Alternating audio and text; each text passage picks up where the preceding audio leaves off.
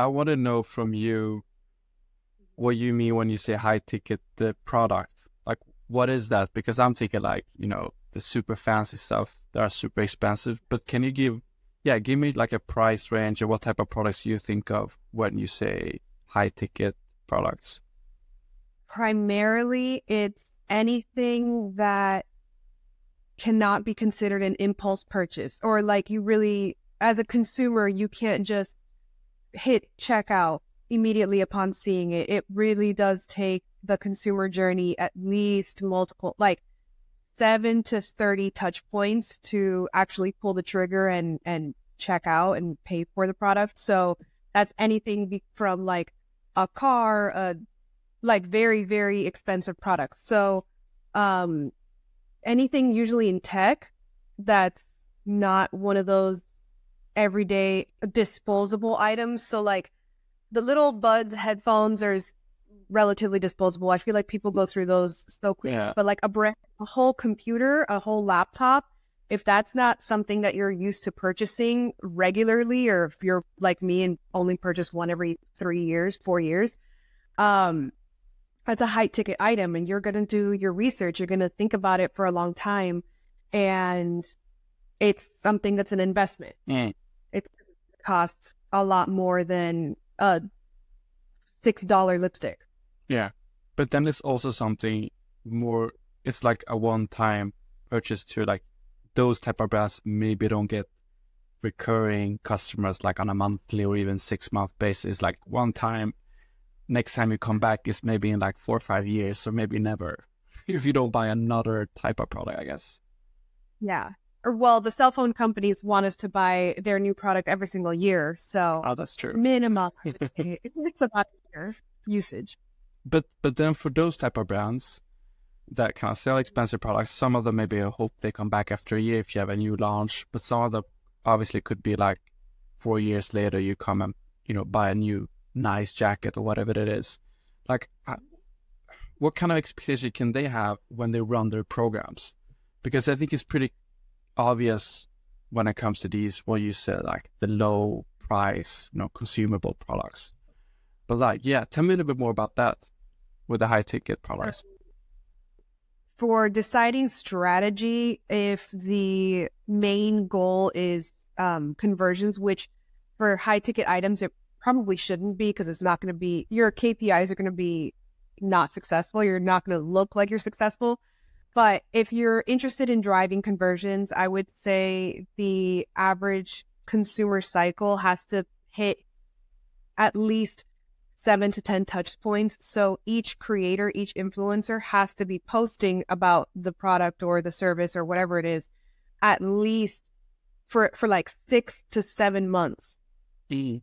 and once a month. So more than once a month, you're going to overwhelm your audience. It's going to end up like the influencer's account is going to end up looking like just an advertisement page for the product. But any more time in between it, then they're going to forget about it. And it's just not going to be top of mind anymore when the time comes to actually make that decision and pull the trigger. So if you're trying to sell a luxury cruise experience and you know that people book those in January to take their vacation in the middle of July. If your influencer isn't posting about it from the year before, from like October through January, at minimum once a month, like flashbacks, looking back, looking into the future, anything, you're going to lose that opportunity. You're going to lose that potential consumer. So it really takes it's a very, very long influencer marketing cycle. Yeah. To get that conversion. But ideally, the main KPI and the main measurement of success for a high ticket item like that is website clicks and engagements. Yeah. Engagement from, I guess, like views, or is it comments, or what do you usually look at? Saves and shares are more, in my opinion, and from experience from the last few years, saves and shares have been the main drivers of success, just because it means that your video or the influencer's content doesn't have to be engaging. Like people don't have to reply to it or comment on it like, wow, this looks beautiful. Nothing matters after that. What you really want them to do is save it into their personal files to like look back to later or reference later when they are actually planning their trip or planning their purchase, or sending it to a loved one or a significant other is like, this is what we should do. This is what we should consider. Look at this video. I want you to see it and experience it with me. Yeah, makes sense. Yeah, I've heard that too. But then what is a good number of saves? Obviously, it depends on the reach you get and the number of follows. But in the same way we have engagement rate, what are the typical numbers, would you say, based on your campaigns you've done? It's all over the map. So for hospitality is very different from tech, and tech is very different from automotive. And automotive is very different. Like they're so different. And it fully depends on if it's like let's take automotive, for example. If you're running an influencer campaign for that new car brand Rivian, it depends. Are you running it for the national Rivian brand name, or are you running it for your local Rivian dealership? So if you're running it for the local Rivian dealership, you need to find an influencer that hits really hard on the local target market, which is somebody who posts a lot about local events, local restaurant openings, local things happening. And their reach might not be as wide as somebody who hits a more national audience, but it's going to be a lot stronger because they're hitting the exact consumers that you're trying to drive to the dealership. Now, if you're running an influencer campaign for the national Rivian brand, then you're looking for an influencer that hits nationwide. Anybody, or at least has strong target audiences in the major cities where Rivians are sold and can be used.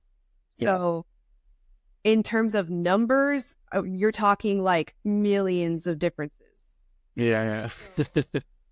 One, a hyper-localized one, successful, is hitting at least 100,000 engagements. That wildly successful. For a national one, that's a failure. Somebody that's only hitting 100,000 engagements for a national campaign, and if it's running for a long time, that's not a great number. Okay, I see.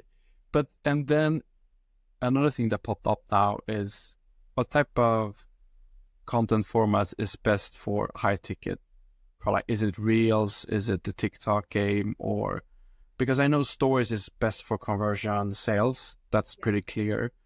But what would you say is the best for like if you're gonna sell a car?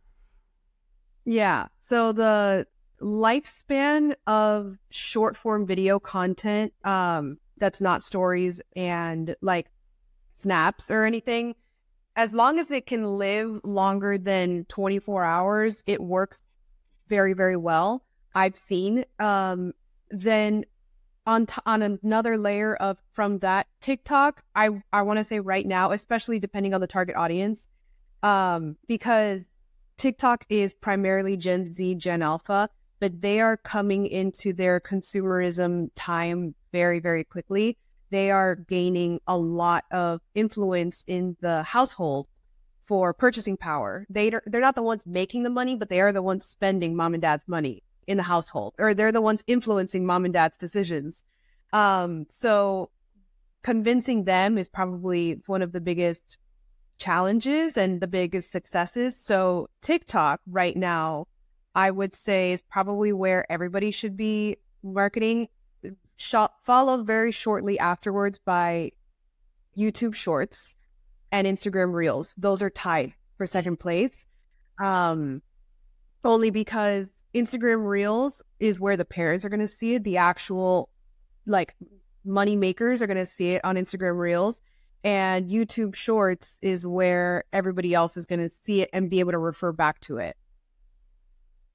Because that's what is going to have the longest lifespan. Because if anybody is doing the boomers of today's day and age, if anybody's still depending on grandma and grandpa's money, they're going to Google search something. And because YouTube is owned by Google, it's going to come up in a Google search watching those videos. And they are already using social media, so they're familiar with vertical videos and explanations like that. So it has to be living on all three platforms, in my opinion. Yeah. But then how do you, because a lot is about the frequency, I guess, touch points and stuff like that. Does it make sense is it better, and this is also obviously based on your experience, is it better to do a few bigger collaborations like 1 million followers, because then you hit a lot of people, and do that on a monthly basis? Have you seen any difference to do that compared to like just run the classic micro, go volume, and then you have a lot of people talking about the brand, but then it's like spread out, more work, Yeah. but I guess like, is there any difference when it comes to then getting the engagement, or does it even matter? Like, what have you seen there? I would say there's pros and cons to both. It fully at that point depends on, because you can make the same budget work for both. It's just Exactly. of how much width does your influencer team have. If your influencer team is a party of one, which I've been there, done that, it is a lot easier and a lot more efficient for their time to focus on the bigger creators, so that they really only have to focus their time on one person. The budget goes to 1 to like 5 people maximum. The budget goes to a very small pool of people, but all your eggs are basically getting put into one basket. You're running a huge risk of, if those don't work, your entire budget just went out the window. So what I personally like to do is, especially if you have a team of influencer marketers behind you, at minimum like 3 people that can oversee this, I like to do a small pool of mega creators that can reach the big audiences, and then another pool, a bigger pool of the mid-tier creators, the ones that are hitting anywhere between 100,000 and 500,000 followers across all their platforms, just because those are the ones that still have a close connection with their audiences. They're not so big that they've already taken the step back, and they're not overwhelmed by their audiences. They're still taking the time to comment and reply back to everything that they receive. They still open DMs. They still interact with their audiences if they're ever like seen in public. If they get recognized, it's still like amazing and flattering to them. Those are the creators that are going to drive the most number of engagements. And then the mega creators are going to drive the most number of like awareness. I see. But then, so you kind of do like a mix to kind of hedge yourself in a way, but not going with the super small ones, because that's just a lot of time. Okay. Yeah. Unless their content is beautiful and can be used for the brand's channels, the owned and operated channels. At that point, they're more content creators than they are influencers. Okay. And now when you mentioned like type of content, it's easy with the conversion, the low price. You say, this is the story, this is how it solves my problem. I'll go in and buy 25% off, whatever, But when it comes to these type of products, what type of content can you create? Do you have any examples of how you can, what kind of briefs do you give them? How should they talk about it? Obviously, it's not go in and buy, but tell me about a few content ideas that you've done. So the bigger ticket items, again, if we're talking like hospitality, everybody goes on vacation, no matter what kind of a person you are. It now depends on if you're talking a bigger ticket item, like, what did I say before? A cruise, a luxury cruise. Yeah. That's a minimum of like a couple $1,000s. We're talking in US money now. That's a minimum of let's go with like $5,000. That's not every single person's ideal vacation. Some people like to go camping in the woods, and they don't want to spend $5,000 on a luxury cruise line. But finding the people that is going to resonate with that best is probably the first and biggest challenge. And then in terms of briefing those creators, like the whole figuring out process of who you're going to use is like there's so many steps to take there to fully understand who is the best person to choose for that. After you have those chosen, then you work with them like partners to fully decide on what it is that they're going to do, what it is they're going to submit to drive the goal, like basically to drive the impact that you're looking for. So as long as you always tell the creators, this is what the end goal is, how can you help us solve it? Here's what we're considering. And then here's like a list of legal things. Please don't say this, or please like don't do that. Because if not, our legal team will have my head. As long as you're very transparent and open with them on those facets of the campaign, they're creative for a reason. They have big followings for a reason. They are influential to the people that want to follow them because they chose to follow these creators. If you give them that freedom, they're usually great at producing something that you never, ever would have thought of, no matter how good your strategy team is. Yeah. So, Yeah. like open flexibility, I want to say is probably the most important aspect. Makes sense. It's the reason why you go to them, right? That's why you hire them, Exactly. in a way. Exactly. But then when it comes to, and I know you mentioned this in our first call, like how to negotiate and set deals. One thing I've heard with a high ticket product, what's good with them sometimes, because it's pretty expensive, you can sometimes use that as kind of the payment. It's like leveraging like a product, but sometimes that maybe doesn't work. Maybe it's still too expensive, or they still want payment. But can you give me just the landscape of the price structure and how to negotiate? What are the different tactics you can do, typical setups? Yeah, tell me a little bit about that. So what I like to do, especially for like a product or a service or an experience that takes a long time to pull the trigger and make the decision is I like to activate creators for, let's go with like 1 to 2 months, and I will have them all post at the beginning. A 60-day cycle. I'll have them all post or try to post their content within the first 15 days, then let their content sit and mature for the following 45 days to see how well it works, to see who actually hits the content goals, the numbers. And I have found that like 60-day cycle works really, really well. Who actually makes those numbers, who drives link clicks, who has the most saves and shares, whose content is still going after the 60 days.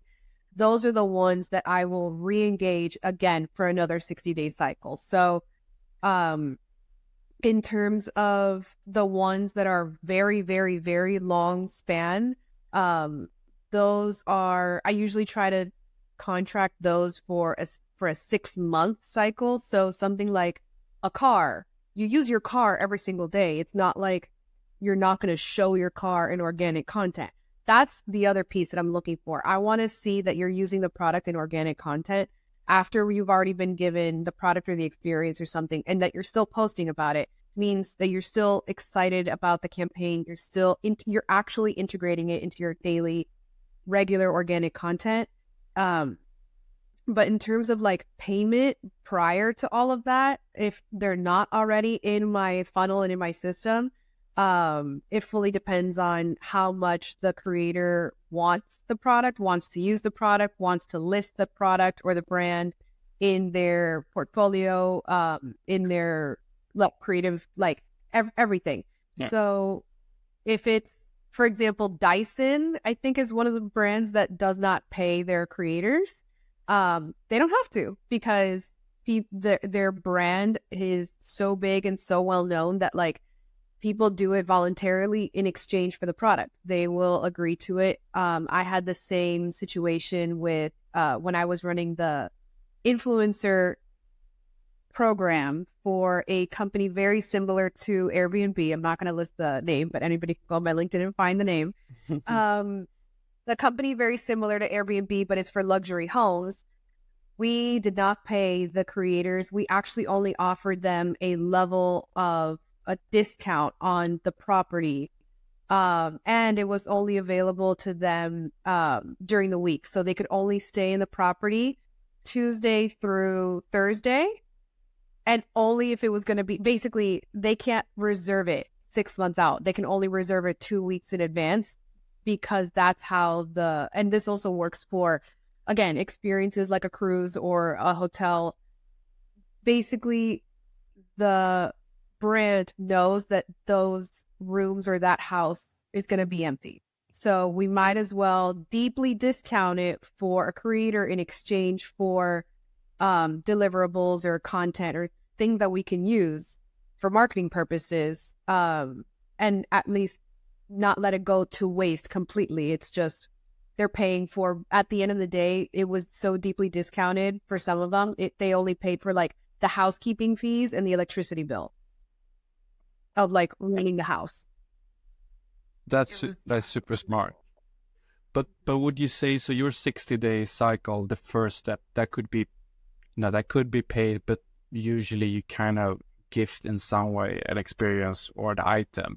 And after the 60 days, if she hits or he hits all the goals, like she's super, then you maybe run to like and then it goes to kind of 6-month contract, and then you get the payment and everything. And yes, and then at that point, if we have been working together for multiple 60-day cycles, then we will consider or talk about extending it to like an ambassadorship type of program, where they are also which we also did at this other company, the Airbnb similar company.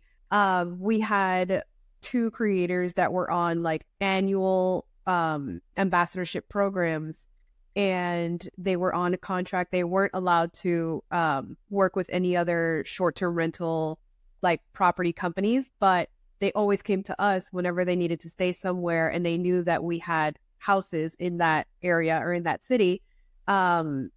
She would actually get the property for free at that point. But she would, every single time she would post about it, and it would be during the time that she was there and afterwards for 6 months, she would always use her personal link. And she drove so much traffic. She drove more traffic by herself with one post one time than the entire like advertising and paid media team had done the entire year before with one post. I was like, yeah, I know. I told you so. But what happened? Like, was it just a viral post, or was it just like, it went viral? Going viral. It was just really cute. It was like her and her boyfriend in a hot tub in the mountains, and it was snowing, and that was it. It was just one of those like couple goal type looking videos, and everybody wanted to know where it was. So when she finally posted about the link, she ended up having to like keep the link permanently in her bio as like one of the Linktree options. Like, this is the link to the house that you're looking for. 6 months later, it was still driving so much traffic. Wow, it's like SEO in a way, like staying there. But so what happens after? So, you build up the momentum, the awareness, frequency, all that for, let's say, 6 months. You get a lot of traffic. What do you do with all the traffic and then you want to sell, right? So how do you, what happens after that? So I personally don't like to, as a consultant or a freelancer, I don't like to work with brands that aren't prepared for influencer marketing. And the way that I check that is to see, basically, do they have, I do my own research. I go into their social media accounts. Is their social media person engaging with the audience? Are they like commenting on other people's relevant posts? Are they doing everything they're supposed to be doing to attract organically their own audiences and their own consumers? Then I look at the actual website. Is it user friendly? Is it going to work on a cell phone? Because most people, granted, high-ticket items are not usually purchased through a cell phone, but people are going to start the research journey on their phones because they're going to click through it from the influencer's post, or they're going to be curious about it. They're going to Google it, or they're going to search for it on TikTok if they saw it on Instagram. So as long as the website is user-friendly and mobile-friendly, then I will go on to my own laptop and double check that they have tracking pixels in place, so that they can later, as a consumer, get retargeted with more advertisements and making sure that the consumer does not fall out of the funnel, the marketing funnel. So that is very key. Making sure that there is somewhere, somehow, somebody tracking website, like email signups, because that's another big one. If somebody's signing up for the monthly emails, if it's like September, October, I know that I'm going to be pushing, or like the influencer posts are going live in September, October. I'm going to be pushing for people to drive to the website where it's going to come up with a pop-up of sign up because this Black Friday is going to be epic. It's going to be amazing. You want to be on this email list. And that's a full 60 days in advance. So, just certain like strategies like that. I like to make sure that they're prepared for the amount of traffic and for the amount of success that the influencer marketing is going to have. If they're not prepared for it, if they don't have the infrastructure for it, I unfortunately have had to tell like a brand, like, call me back in 6 months when you have A, B, C, D, E, F, G in place, because at this point right now, I'm going to break your system. If I drive so much traffic to it, you're not like, you don't even have the product to fulfill. What happens if you were to get 60,000 orders in the next week? You don't have the bandwidth, you don't have the capacity, you don't have the product, you don't have the samples. So it has happened in the past. Wow. Yeah, it's good to go through that checklist. But yeah, and kind of as a final point, what else do you usually recommend or always need to kind of remind all these brands out there that are selling these expensive products? Like, is it something that they feel like they always miss and you always need to remind them? Any advice, tips and tricks? Don't turn off your tracking links or the discount codes that you give to the influencers. Don't turn them off ever, even after their contract is over, even after everything is done.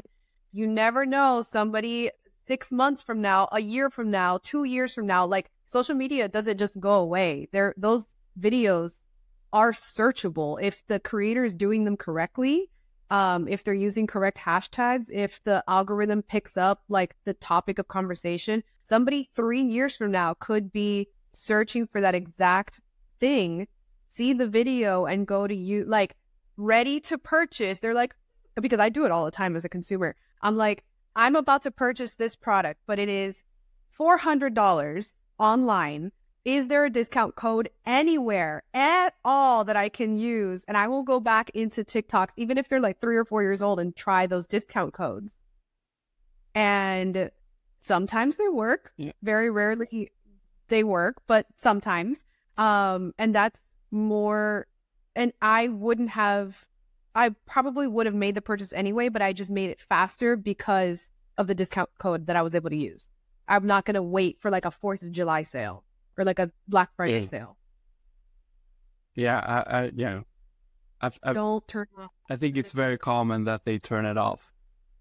It is. Yeah. Very common. The partnership is over. It like gets turned. I'm like, that's to miss up. Why? You don't have to pay the creator after the content, like after the campaign is closed and after you pay them their final like fee that was agreed upon in the contract. You don't have to keep paying them. But if that link is still driving traffic, you want to see when and why and how often. So true. It could. Yeah, let's hope more brands just open up so we can get more discount. That would be great.